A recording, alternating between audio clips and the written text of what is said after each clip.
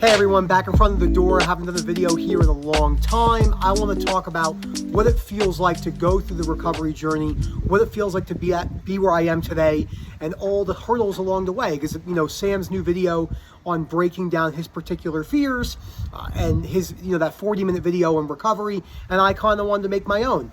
I hope you guys like this setting. It is freezing outside. The temperature has literally dropped 50 degrees Fahrenheit in basically 15 hours. We're getting snow. That's Colorado for you.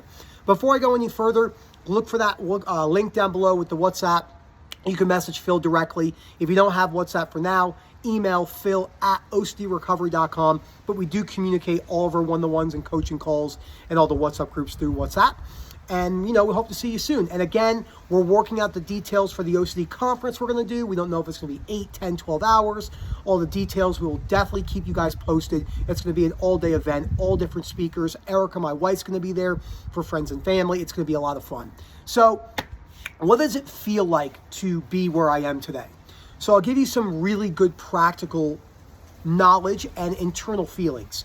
So let's say a stress comes up in my life. I'll give you an example. My car got damaged in the hail. I had a bunch of stuff happen. I keep having to push back my rental car, so it's costing me more money.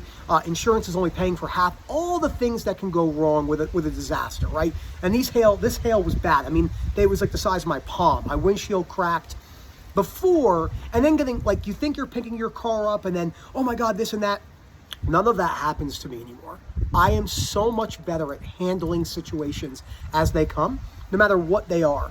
One of the biggest behavioral weaknesses that most humans share, because in the mind, when you're suffering, the last thing you want is anything else on your plate. So you say, I can't deal with that. No way. I don't want anything new. Oh my gosh, I can't handle a car problem. Oh my gosh, this bill didn't get paid. Oh my God, a new job. And it just stems from one thing and one thing only, and it's extremely poor, low frustration tolerance. Your ability as a human to withstand change and adapt, good adaptation to life stressors, whether it's loss of family members, and a lot of these things you're not going to be able to know how you're going to handle it until it happens. It doesn't mean you don't address it and you're disputing and think about it, but a lot of times things have to happen. I'll give you another great example. I was putting up this meticulous wallpaper, the one that I do with the black, and it was like certain strips, and Erica just looked at me and she just made this funny face, and this was a year ago. And I said, what's going on? She said, I can't believe how calm you are right now. This would have drove me nuts. And this is where all those myths around ADHD come in, where people say, oh, people with ADHD can't handle this or they can't handle that. It's all fear.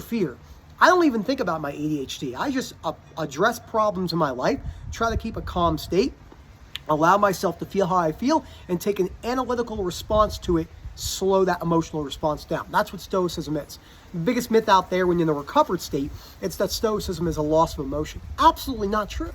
I have every emotion. I just made a video for my father and was crying, in certain ways. So it's just not that way. If I start shaking, it's, like I said, it's cold. I didn't know how cold it was going to be until I started this video. But all the early days of my journey, the 2019, the 20, the early aspects of 21, I felt so hopeless and confused. And how it feels is like this. It's like, remember, have you seen Harry Potter? When he sees the goblet of fire right before the thing shuts? That's how it feels. Excuse me. You see it, and if you haven't seen Harry Potter, he can see this cup he's trying to get, and it's in this maze, and he sees it, and it's like, then the maze shuts, and he's like, that's how it feels to be stuck with OCD. Every moment and every day of your life, the ups and downs. I mean, the mood swings you have with OCD are incredible. Some moments you feel amazing, the next moment you feel in despair. And that's how it was for months, for years.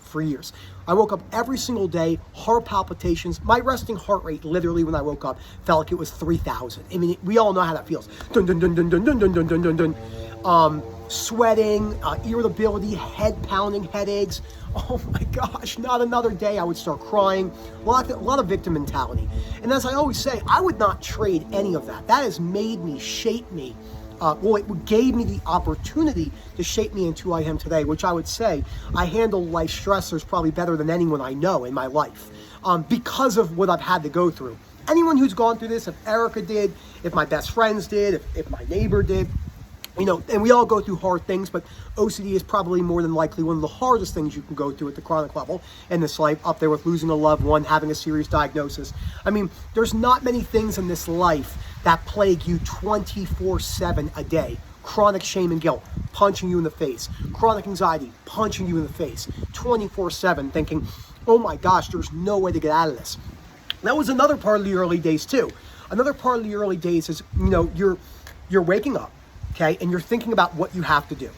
You more than likely have to face some behaviors and change your structure. I've never met this person. Hey, by the way, I have chronic POCD. I'm afraid of incest. I'm afraid of being a horrible person. By the way, I'm afraid of stabbing my husband.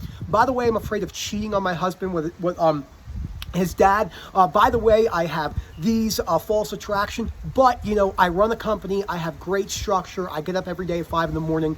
I eat healthy. I don't skip meals, and I'm very calm. Absolutely fucking not. It doesn't happen. And it's important to cover that because it's okay, because that's what OCD does. It brings you to the depths and despair of a human experience that you cannot explain to anyone. It's why when people ask me,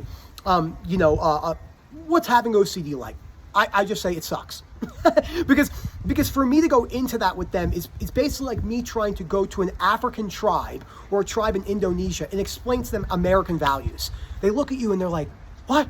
They can't conceptualize on a moment-to-moment basis. It's like me going up to the Pope and being like, this is why you're wrong and you should be a Christian, or you should be Muslim, or you should be an atheist. The Pope has no ability to understand where you're coming from. He might have sympathy and empathy and be able to slow that down, but his ability to see where you're coming from in that moment is zero. And that's the biggest mistake that we make. We're trying to explain to people. I try my best to see everyone's points of view, but I can't feel or experience someone who has schizophrenia or bipolar, or someone who's in jail for murder, or someone that's killed a family in a car accident when they're texting and driving. I can't. I can try to see where they're coming from and show compassion, but I cannot put myself in that experience. Practical experience runs everything. So when you're going through OCD recovery, it's so important to realize that your emotions are going to literally drag you down to the Marianas Trench. You're going to feel compressed by thousands and thousands of pounds of pressure, hundreds of thousands, millions of pounds of pressure of water in that example. And you're like, I can't get out of this. There's no way. But every day you have to soldier on. If you want to give yourself the best opportunity to get better, that means you're doing your exposures when you're feeling like absolute dog shit. You're reading the books, right? You're making sure you're taking the effort. Sorry about the wind in this one, if you can hear it. You're taking the effort to read the books when you don't want to. I'm tired. You got to stop those excuses. You have to think about the proactiveness. There was times where I was reading and I was falling asleep every other 10 words. Like, I was so exhausted right when I woke up. Didn't matter if I slept 10 hours, 12 hours, didn't matter. It didn't matter if I took high dosage of melatonin. Didn't matter if I took sleeping medications or any of that stuff. Would wake up, OCD would cut right through that. You're like, yeah, I'm refreshed. 3 seconds later, it's like you just ran a marathon. And you're like, what in the literal fuck? And that's how it seems in your mind. That's every day for months or years. And when you're breaking down your belief systems, you're not seeing any change. It's very similar to like this, right? Rob uses the best example. You're not going to show up to a French class, read 3 pages of a French book and say, why am I not speaking French? You can do that, but it's probably not going to work out that well. So you have to remember that to slow that process down and realize you're not going to be able to snap this into place. You really don't even realize your perspectives are changing until things happen in your life. I'll give you an example. Let's say you're working on unconditional other acceptance and you struggle with anger, like I did, a lot. And everything on anger I've ever read is basically incorrect. I have rarely read a single thing on the internet or watched a video where people explain anger correctly. Because the most important thing about anger recovery is wearing anger and letting it bottle up inside you completely and not acting on it and feeling that sensation whilst you're changing your beliefs and staying calm.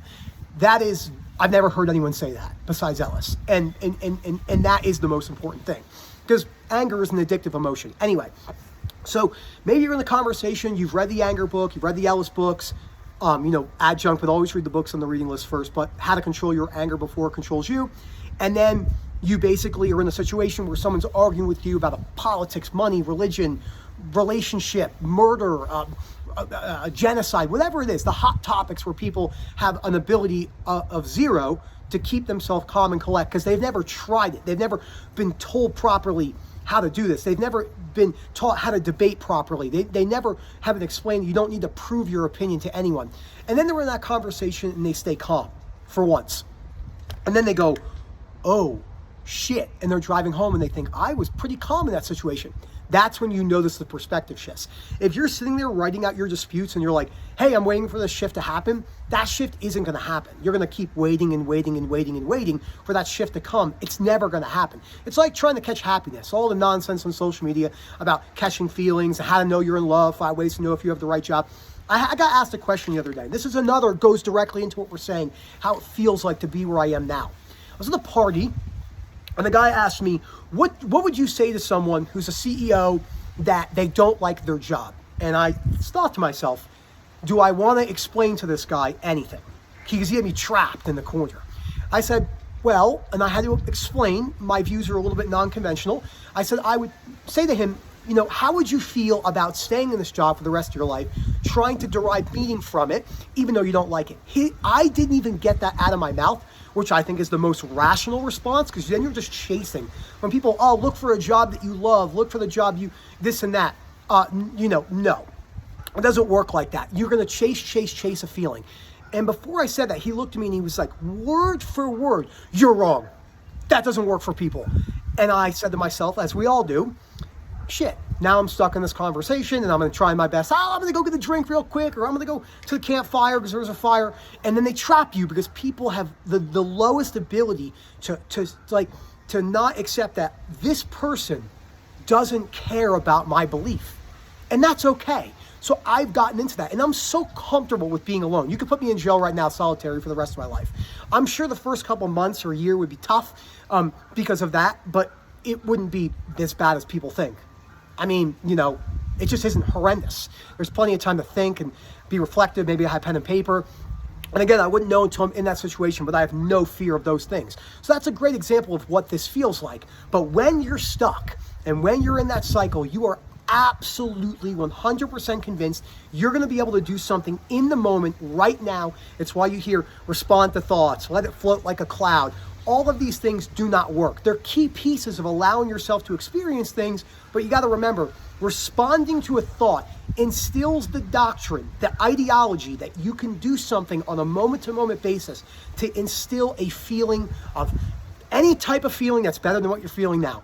It's not going to work. Anyone with chronic OCD knows that the thoughts or thoughts approach has very, very small applicability to the overall recovery picture, but it does help with dismissing your thoughts. But if you're responding with a mantra, that's not good either. And that's what it feels like. So I'll do a part 2 to this video when it's not, you know, completely freezing outside. But look for that WhatsApp link down below. Message Phil, let me know, phil@ocdrecovery.com. Again, we'll put out more details when we know when the conference is coming up. And we hope to see all you there. It's going to be a big event. We don't know what platform we're going to use. We're probably going to have to use Zoom. We use Skype for our webinars, but we'll probably have to use Zoom to get a bigger room and then we'll go from there. Have a good one, everyone.